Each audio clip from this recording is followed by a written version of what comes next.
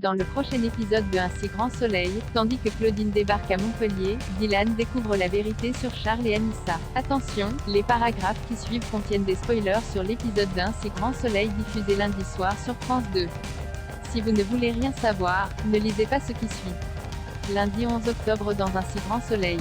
Claudine débarque à Montpellier. Arrivée à Montpellier, Claudine contacte son petit-fils Enzo et l'invite à déjeuner avec Sabine le lendemain.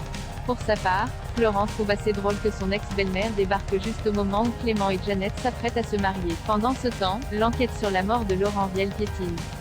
Les médias étant sur son dos, le procureur Bernier met la pression à Becker pour boucler l'affaire au plus vite. Non loin de là, Tristan remercie Claudine d'être venue aussi rapidement.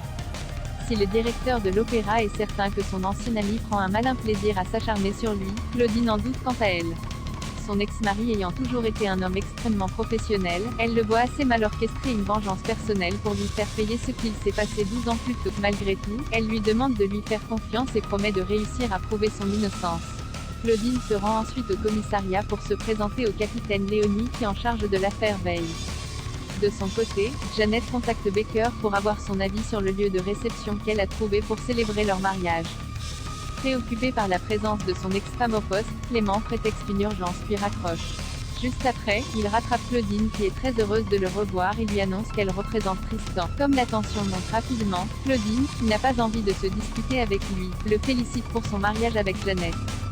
Dylan découvre la vérité sur Charles et Anissa. Souhaitant passer du temps avec Anissa, Charles lui propose de mentir à Antonin pour aller boire un verre en tête-à-tête. Cependant, elle refuse de mentir à celui qu'elle aime et suggère plutôt qu'il se voit quand l'occasion se présentera. Dépité, le jeune homme réalise qu'il passera toujours après Antonin. De son côté, Dylan n'a rien manqué de leur échange et comprend rapidement que ces deux colocataires ont eu une aventure. Sans attendre, il se confie à Elliot mais celui-ci était déjà au courant. Bien que la situation soit délicate, les fils d'Eve lui conseillent de ne pas s'en mêler. En parallèle, Inès reçoit la visite de son père. Inquiet pour ses études, Gary tente de la convaincre de ne pas gâcher son avenir. Malheureusement, Inès l'envoie balader en précisant qu'elle est libre de disposer de sa vie comme elle l'entend. Plus tard, Dylan confronte Anissa.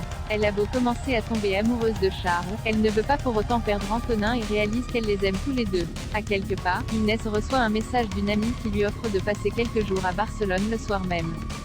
Voulant profiter de la vie, elle accepte aux grandes dames d'Antonin.